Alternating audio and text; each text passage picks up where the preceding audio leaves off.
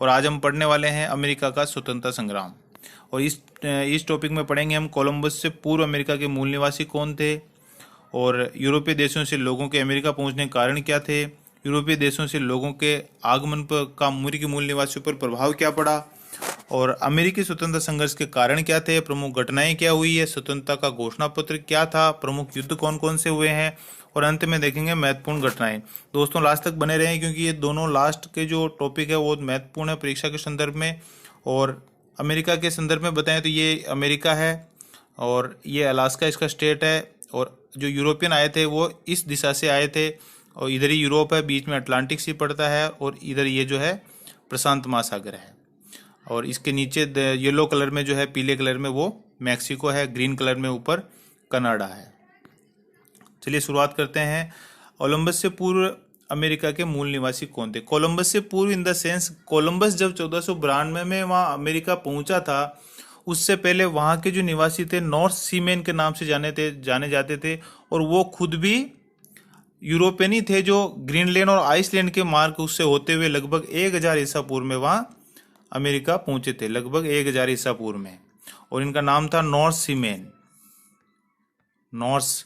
और उसके बाद 1499 में कोलंबस जब पहुंचा था तो उसने वहां के लोगों को देख के रेड इंडियंस उनको कहा, क्योंकि वो भारत की खोज के लिए निकला था और पहुंच गया था अमेरिका। और बाद में जब 1499 में फ्लोरेंस निवासी इटली का एक भूगोलवेता था अमेरिगो वेस्पुची, जो दक्षिणी अमेरिका महाद्वीप में गया था, और वहाँ के महाद्वीप को देख के उसने नई दुनिया नाम दिया, और उसी के सम्मान में बाद में अमेरिका कहा गया दोनों को, जिसमें उत्तरी अमेरिका महाद्वीप, दक्षिणी अमेरिका महाद्वीप नाम पड़ा, और ये अमेरिका की भी उसी के नाम से शुरुआत हुई। और इसमें कोलंबस से पूर्व वहाँ 2 सभ्यताएं विकसित थी, जिसमें माया सभ्यता और एज़टेक सभ्यता। माया सभ्यता मैक्सिको में थी और मक्का की खेती के लिए ये जानी जाती थी, और इस कृषि से रिलेटेड वो कई त्योहार भी मनाते थे। एज़टेक सभ्यता एक समुदाय था जिसमें पुरोहित और अभिजात वर्ग शामिल था। ये वहाँ के अमेरिका के निवासी थे, और यूरोपीय देश से जो लोग अमेरिका पहुंचे थे उसके कारण मैंने बहुत शॉर्ट में लिखा, आपको याद रहेगा 3G। 3G ये मोबाइल वाला नहीं है, इसका मतलब होता है 3G हैं, जिसमें गोल्ड, ग्लोरी और गोड। गोल्ड मतलब वहाँ से पैसा कमाना, और ग्लोरी मतलब अपने उपनिवेश स्थापित करना, गोड मतलब अपने धर्म का प्रचार करना। ये 3 मेन मुद्दे थे, उनके लक्ष्य थे, जिनकी वजह से वो वहाँ पहुंचे थे। और यूरोपीय देशों से लोगों के आगमन का अमेरिकी मूल निवासियों पर क्या प्रभाव पड़ा? जब वहाँ यूरोपियन पहुंच गए थे तो उनकी वजह से ऑब्वियसली जब हमारे घर में या गांव में कोई बाहर के आके रहने लग जाएंगे तो कुछ ना कुछ समस्याएं होगी। तो उनकी क्या समस्याएं थी?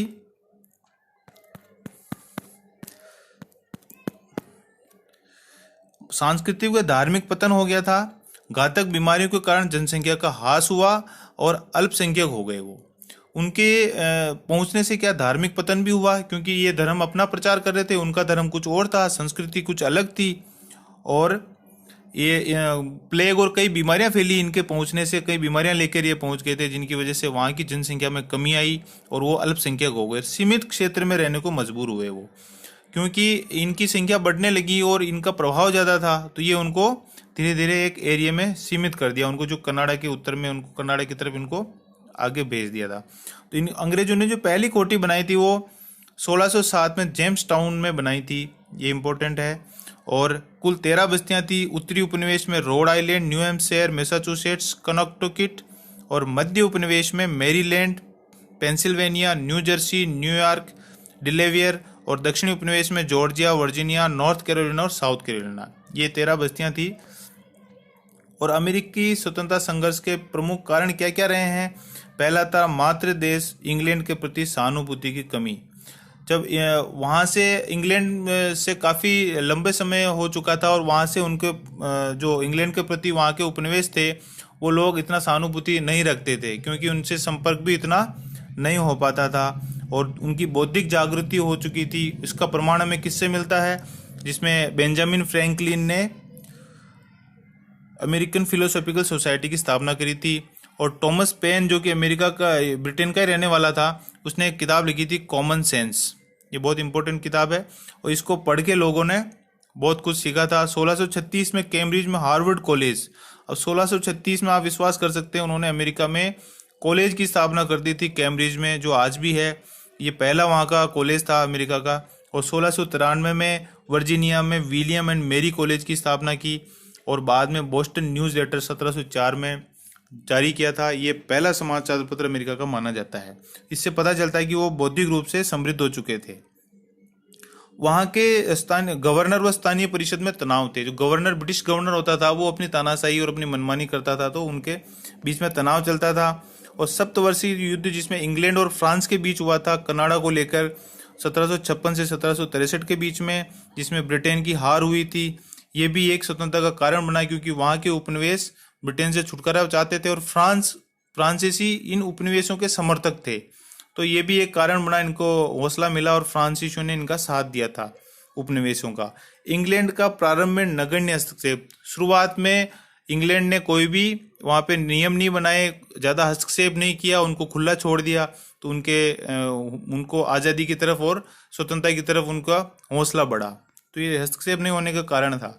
ब्रिटिश संसद व अमेरिकी उपनिवेशों में सैद्धांतिक मतभेद थे कि ब्रिटिश संसद चाहती थी कि हम जो चाहें उस पर कर लगाएं और जैसा चाहें हम वहाँ पे प्रशासन करें। बट वहाँ के उपनिवेश चाहते थे कि हमारा ब्रिटिश संसद में कोई भी प्रतिनिधि नहीं है, तो हम कर नहीं देंगे। तो ऐसे इन विचारों को लेके वहाँ सैद्धांतिक मतभेद थे। और जॉर्ज III था सम्राट, जो था उस टाइम पे जॉर्ज तृतीय था, उसकी गलत आर्थिक नीतियों के कारण भी ये संघर्ष शुरुआत हुई, स्वतंत्रता संघर्ष की, जिसमें उसका मेन जो रोल था, उसका PM था ग्रानविले। उसने बहुत सारे एक्ट पारित करा दिए ब्रिटिश उपनिवेश को लेके। ग्रानविले का मानना था कि हमारा जो खर्च है वहाँ पे अमेरिका में वो ज़्यादा हो रहा है और वहाँ से रिटर्न इतना मिल नहीं रहा है। तो उसने 4 एक्ट लगाए, जिसमें क्या था, एक शुगर एक्ट था जिस 1764 में लगाया, जिसको मोलिसेज एक्ट भी बोलते हैं। इसमें शराब, जिसमें रम बोलते थे, उसको लेकर इन्होंने प्रतिबंध लगा दिया कहीं और से मंगाने में, और टैक्स भी लगा दिया। और बाकी 1765 में 3 कानून लाए, करेंसी एक्ट, स्टाम्प एक्ट और क्वार्टरिंग एक्ट। अब ये करेंसी एक्ट और क्वार्टरिंग एक्ट, जिसमें सैनिक वहाँ रहते थे ब्रिटिश, उन सैनिकों की जो रहने की व्यवस्था थी और जो क्वार्टर थे, उसका जो भी खर्च था वहाँ स्थानीय परिषद और स्थानीय प्रशासन के ऊपर डाल दिया था। ये भी, इसका भी विरोध हुआ। स्टाम्प एक्ट, जिसमें कोई भी न्यायिक या गैर न्यायिक कोई भी काम होता था प्रशासनिक तौर पर, उस पर स्टाम्प ड्यूटी लगने लग गई थी। इसका बहुत ज़्यादा विरोध हुआ स्टाम्प ड्यूटी का। और वो क्या हुआ हम देखते हैं। और इसमें जेम्स ओटिस था दोस्तों, जेम्स ओटिस, इसने सबसे पहले इस नारा दिया था, बिना प्रतिनिधित्व के कोई कर नहीं है। हमारे संसद में वहाँ पे कोई प्रतिनिधि नहीं है, तो हम कर भी कैसे दें आपको। तो ये फेमस नारा था उसका। और स्टाम्प एक्ट का सर्वप्रथम विरोध वर्जीनिया की प्रतिनिधि सभा में पैट्रिक हेनरी ने किया था। इंपॉर्टेंट है, विरोध हेतु गठित संस्थाएं कौन कौन सी थी? Sons of liberty, daughters of liberty, मतलब स्वतंत्रता के पुत्र और स्वतंत्रता की पुत्रियां, ये 2 संस्थाएं गठित हुई थी। किसके विरोध में? Stamp act. मेनली सभी के विरोध में थी, बट ये स्टाम्प एक्ट को लेकर ज्यादा विरोध हुआ था। अब ये विरोध, इसमें घटना, इसके नेक्स्ट देखते हैं अमेरिका स्वतंत्रता संघर्ष की प्रमुख घटनाएं क्या क्या हुई है। सबसे पहले 1624 में अमेरिकी बस्तियों पर इंग्लैंड के नियंत्रण की शुरुआत तंबाकू के व्यापार पर नियंत्रण से हुई थी। सबसे पहले तंबाकू के व्यापार पर इन्होंने नियंत्रण किया था 1624 में। और 1651 में आया था नेविगेशन एक्ट, जिसके तहत इन्होंने, ब्रिटिश संसद ने क्या किया, ये एक्ट लाके, इसके तहत ये था कि जो अमेरिकी उपनिवेश थे वो ब्रिटिश जहाज़ों के अलावा कोई दूसरे जहाज उपयोग नहीं कर सकते व्यापार के लिए। इसका बहुत विरोध हुआ था। और बाद में हुआ था, अभी शुरुआत करते हैं 1765 में PM ग्रीनविले ने इस्तीफा दिया। क्यों दिया? वो 4 एक्ट लेके आया था, उसका काफ़ी विरोध हुआ था, उस विरोध के कारण उसको इस्तीफा देना पड़ा। जब इसने इस्तीफा दे दिया तो रॉकिंघम PM बना उसी साल। और रॉकिंघम ने अपनी जो एक घोषणा की थी उसको रॉकिंघम घोषणा बोलते हैं, और उस घोषणा के तहत स्टाम्प एक्ट को रद्द कर दिया था।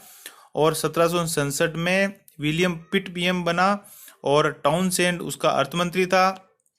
1767 में टाउनसेंड ने एक कर योजना लागू करी, जिसमें 5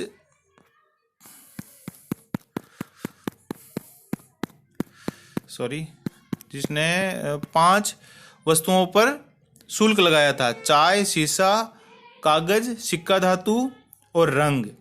और उसके बाद ये इंपॉर्टेंट है, 5 वस्तुओं पर लगाया था इसने, किसने? टाउनसेंड ने, जिसको टाउनसेंड कर योजना बोलते हैं। इसके विरोध में एक हत्याकांड हुआ था बोस्टन में ही, 5 इसमें उपनिवेशवादी मारे गए थे, सैनिकों के साथ मुठभेड़ हुई थी 5 मार्च 1770 को, जिसको बोस्टन हत्याकांड बोलते हैं।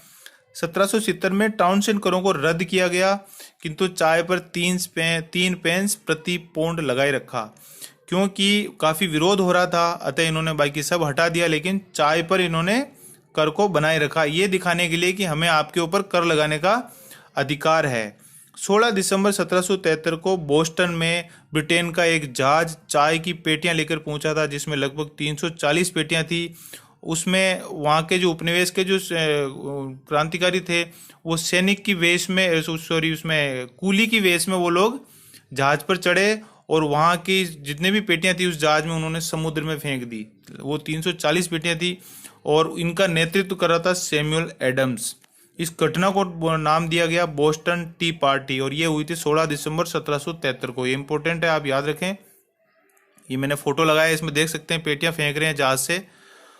5 सितंबर 1774 को प्रथम महाद्वीपीय कांग्रेस अधिवेशन हुआ। जॉर्जिया को छोड़कर 13 जो उपनिवेश थे, उनमें से जॉर्जिया को छोड़कर बाकी सभी उपनिवेश, लगभग 12 उपनिवेश वहाँ इकट्ठे हुए, और ये फिलाडेल्फिया में हुई थी। और उन्होंने अपना लक्ष्य, उनका इकट्ठा होने का मेन जो लक्ष्य था वो अपने अधिकारों की मांग करना था। ये पहला कांग्रेस अधिवेशन था। और 19 अप्रैल 1775 को लेक्सिंगटन हत्याकांड हुआ था, जिसमें सैनिक और वहाँ उपनिवेशवादी जो क्रांतिकारी थे उनके बीच मुठभेड़ में बहुत लोग मारे गए थे। और इसके बाद 10 मई 1775 को द्वितीय महाद्वीपीय कांग्रेस अधिवेशन हुआ। ये भी फिलाडेल्फिया में हुआ और इसका नेतृत्व किया था हैनकॉक ने, और सभी उपनिवेश इसमें शामिल हुए थे। और इसी महाद्वीपीय कांग्रेस में 15 जून को वाशिंगटन को सेनापति नियुक्त किया गया और स्वतंत्रता का घोषणा पत्र तैयार किया गया। अब इसमें स्वतंत्रता घोषणा पत्र क्या था? द्वितीय महाद्वीपीय कांग्रेस में रिचर्ड हेनरी ने स्वतंत्रता का प्रस्ताव रखा, जॉन एडम्स ने अनुमोदन किया, व जेफरसन की अध्यक्षता में 5 सदस्यीय, जिसमें 5 सदस्य कौन थे? Adams, Benjamin Franklin, Roger Sherman और लिविंगस्टोन, और इस समिति का गठन किया, जिसने स्वतंत्रता का मसौदा तैयार किया। और 2 जुलाई 1776 को कांग्रेस द्वारा प्रस्ताव स्वीकृत किया गया, और 4 जुलाई को यह अमेरिका को स्वतंत्र घोषित कर दिया गया। फिलाडेल्फिया में किया गया था ये। और इस घोषणा पत्र में कहा गया था, हम उन तत्वों को स्वयं स्पष्ट समझते हैं कि जन्म से सभी मनुष्य समान हैं और सृष्टिकर्ता ने उन्हें अविच्छिन्न अधिकारों से विभूषित किया है, जिनमें प्रमुख हैं जीवन, स्वाधीनता और सुख की खोज।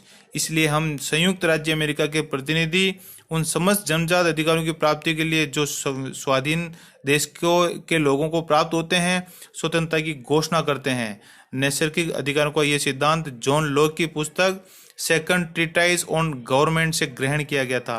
ये घोषणा, मेन घोषणा जो थी यही थी, मैंने लिखी, इसमें अलग कलर में आप पढ़ सकते हैं। और इसका जो मूल मंत्र था, समानता, स्वतंत्रता और खुशहाल, ये 3 मेन बातें थी इसमें, और ये जॉन लॉक की पुस्तक से ली गई थी। और इसमें युद्ध जो कौन कौन से वो देखते हैं, 3 युद्ध थे। ट्रेंटन युद्ध जो 1776 में हुआ था, इंग्लैंड वर्सेज अमेरिका, जिसमें इंग्लैंड हार गया था। सारागोटा युद्ध 1777 में, इसमें भी इंग्लैंड हार गया था। और यॉर्क टाउन का युद्ध 1781 में हुआ था, जिसमें वाशिंगटन व रोसाम्बी, ये 2 थे अलग अलग। रोसाम्बी फ्रांस, और इसमें फ्रांस की सेना ने भी इनका साथ दिया था, वाशिंगटन अमेरिका के उपनिवेशों का। और इंग्लैंड की तरफ से कॉर्नवालिस लड़ रहा था। कॉर्नवालिस, ये वही कॉर्नवालिस है जो बाद में हमारे यहाँ गवर्नर जनरल बन के आया था भारत में। और फिर इंग्लैंड इसमें पराजित हुआ था यॉर्क टाउन के युद्ध में। और अंत में पेरिस की संधि हुई थी 3 दिसंबर 1783 को, जिसमें जो इंग्लैंड और अमेरिका के बीच हुई थी, और अमेरिका को स्वतंत्र मान लिया गया। और उसके बाद 4 जुलाई को वहाँ पे स्वतंत्रता दिवस मनाया जाता है। और ये महत्वपूर्ण घटना थी वहाँ की, अमेरिका स्वतंत्रता संग्राम के बारे में। बहुत बहुत धन्यवाद आपका।